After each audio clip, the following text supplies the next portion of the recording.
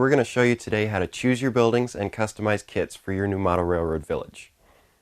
We're now going to look at your building choices. Now, when selecting your buildings, you have two main choices, kit or pre-built. Pre-built is going to be obviously built already, and it's going to be more expensive, but if you're impatient like me, that's probably the route that you're going to want to take. Now, when choosing kits, you want to look first of all at how much is involved in building it and what the pieces look like when you first buy them.